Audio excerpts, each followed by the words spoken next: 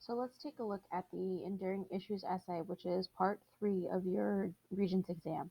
So I have copied and pasted one that was on the Regents so that I can give you guys kind of like an answer key so you can take a look at, see what other students have written for this particular essay.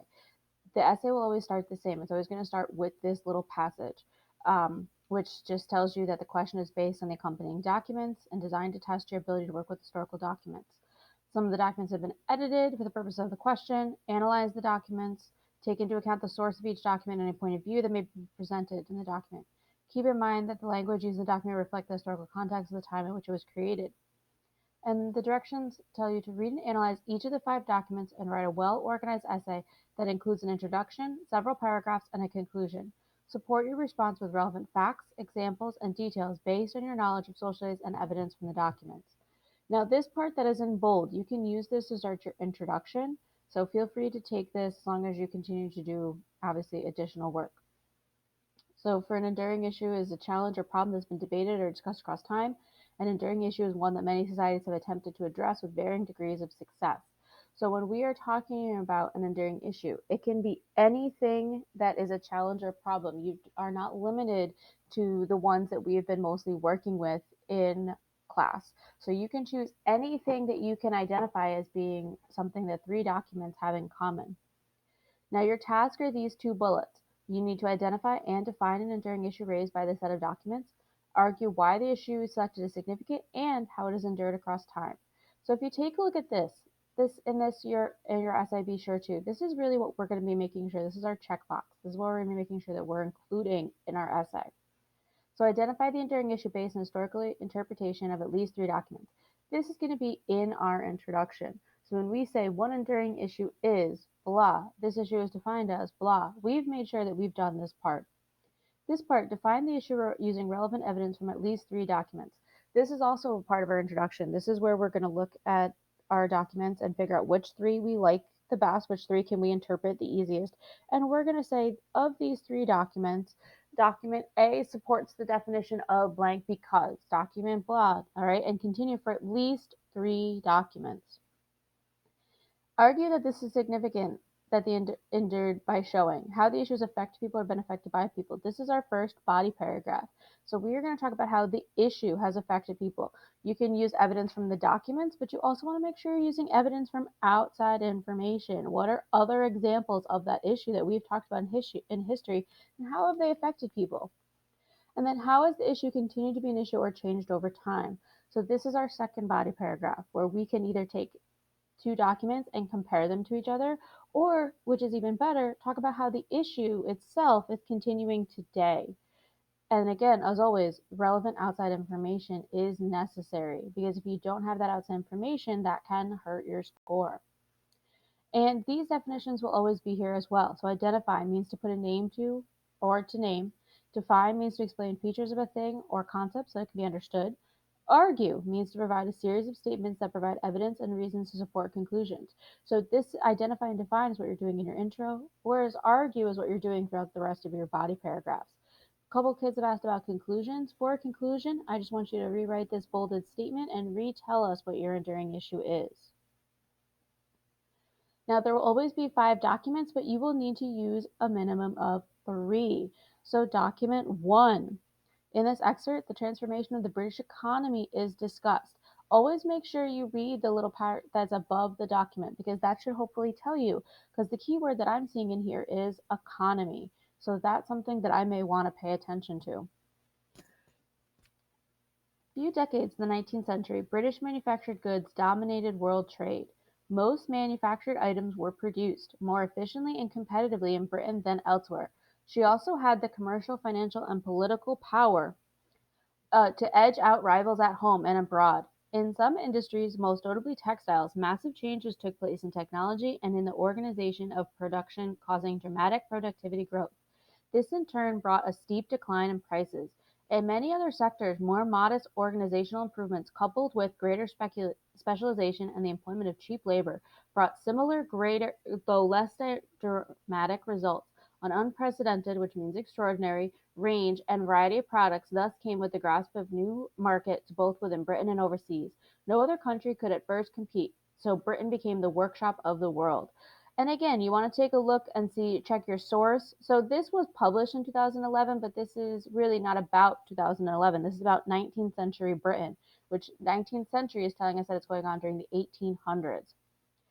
But then when you're looking throughout here, okay, I want to point out something else. Here, unprecedented, and then you see these brackets with the word extraordinary in the middle of it. When you see those brackets, it means the word before it, they're defining for you, or they're giving you a synonym. So what we would do at this point is you would look at this document and start to figure out what are some enduring issues. So enduring issues are problems. So I want you to start thinking about what problems you might have seen in document 1. When you're seeing those problems on the regions, you will just jot them down alongside the document. You should be marking up the text and making sure that you're taking notes. Let's go down to document 2. So with document 2, there's a very small little passage and then a very large illustration. All right, now this illustration, there's always going to be at least one image in your set of 5 documents. And that image could be, in this case, an advertisement, or it could also be a graph or a map or a chart. It could also be a political cartoon or a painting. So let's take a look at our passage just so we can get a little bit more context.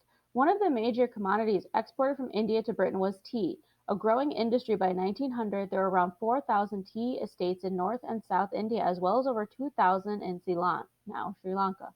The popular drink generated a hugely profitable industry, and tea culture emerged in Britain with its own quintessential, meaning classically, English customs and rituals. So this is an advertisement for Lipton's tea. So now what you would do is you would take the list of enduring issues that you've started with document 1, and you would see what issues might also fall into this category with document 2, and maybe any additional issues that you're now seeing in document 2.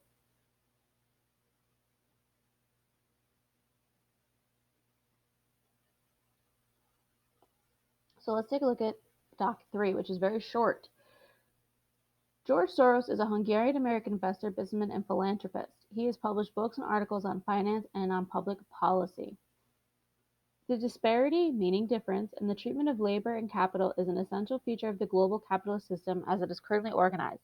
Capital moves to countries where it finds cheap labor and other favorable conditions. This helps those countries to develop. A number of them have made remarkable progress.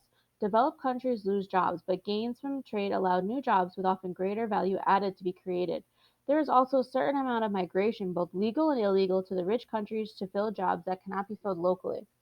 But workers in the countries that offer cheap labor are often deprived the right to organize and are mistreated in other ways. China is notorious in this respect. So this particular document was published in 2002.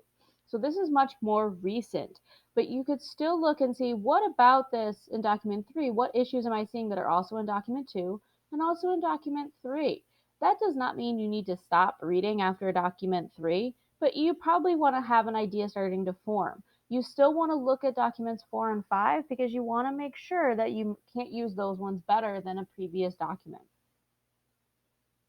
Document 4 is a little bit longer. Do not get freaked out by a longer document. Okay? This particular document talks about child labor and global free trade. The minimum working age set in the International Labor Organization's, or ILO, Convention on Child Labor is 15, although in special circumstances it may be 14. Yet in 2000, the ILO estimated that there were 211 million children between the ages of 5 and 14 working around the world. This equates to just under 1/5 of children in this age group. Of these children, about 73 million were younger than 10 years old. This seems like exploitation of the worst kind, and it often is.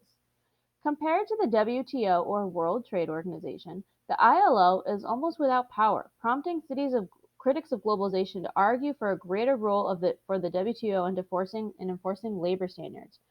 Many labor violations have nothing to do with the international trade and may have no impact on it. In many countries, for example, child labor is not seen as exploitation, but as a normal part of family life. Children work alongside their parents and other relatives in extended family businesses. Others, less fortunate, work in factories, fields, or mines. Some have argued for greater ratification and enforcement of the ILO conventions. Although a worldwide legal ban on child labor might sound like a good idea, it could actually make matters worse, further driving struggling families into poverty. A recent agreement negotiated in Brazil suggests a possible solution. There, a successful pilot project pays subsidies to poor families if all the children in the family regularly attend school. A more recent proposal would reward girls with a savings account if they complete 8 years of school. And again, we look at our source and we see that this was published in 2004. So, again, a very recent article, but hopefully something that you're connecting back to other of times that we've talked about things like child labor. What other issues are you seeing from document 4 that you also saw in documents 1, 2, and 3?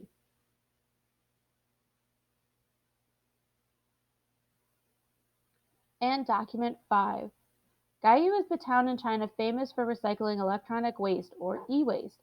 Many involved in the e-waste business migrated from poor regions in China to gain work with the hope of opening their own business. Andrew Blackwell visited Gaiyu in 2011. I hope you've noticed that each one of our documents has progressively become closer and closer to us in time that we see. And that's how the documents are going to go. They will be in chronological order, meaning that they will start, the first document will be the oldest, and document number 5 will be the newest. Theirs, the Han family, was one of thousands of similar workshops in town. Gaiyu's entire economy is based on tearing apart old electronics and reselling the components and raw materials.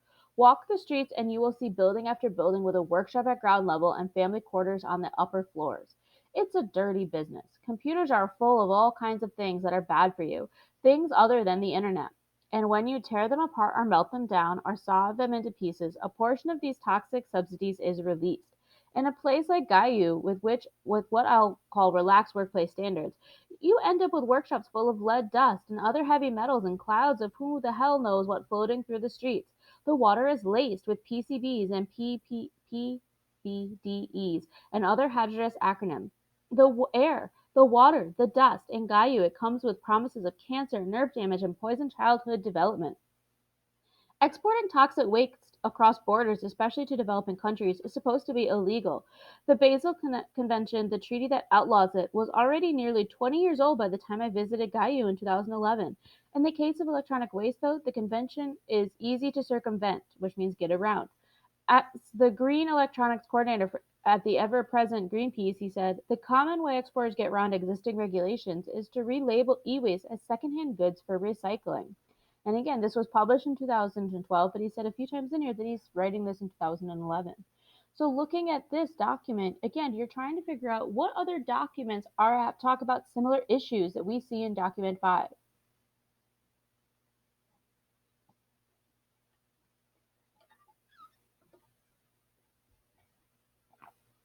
And finally, the last thing that's always going to be included is this pre-planning page. This pre-planning page is not going to be graded, it is not part of your actual essay. So if you fill this out and you don't write the essay, it doesn't count. But this gives you a chance to kind of sit there and break down what your plan is. So here's my enduring issue. And then I can sit there and say, is this issue supported by at least 3 documents? Yes.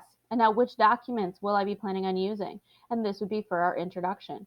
Which developments can be used to develop the definition of this issue? Which documents can be used to develop the definition of this issue? So, which documents are you going to be planning on using? Because when you define the issue, it doesn't have to be a word for word definition that you were taught in class. It can be anything that you say, this is what this issue means. Has it been affected people or affected by people? And there you go. Which documents show that? And has it endured across time or change? And again, anytime you're trying to do this part, if you're stuck, you can always compare document 1 to document 5 if they have the same issue. If you saw a similar issue in document 1 to document 5, you can compare them together and say, this was the issue with happening in document 1, and this was the issue happening in document 5, and here's the span across time where we see that. You can also connect it to today. This is where we want you to start kind of thinking about what are some of those outside information that we could use. When are other times that that issue has occurred in history? When are other times that we've studied where this issue has been a problem for people or affected people that we could talk about? So this is your first practice essay. I'm going to give you the rest of this week to complete this essay, and I will also post some practice papers that students wrote as well as some possible enduring issues that other people found, so that this way, if you do get it done, you can compare yours, and if you don't, you get a chance to take a look at some of those practice ones. If you have any questions, please email me so that I can help you out, and as always, stay safe.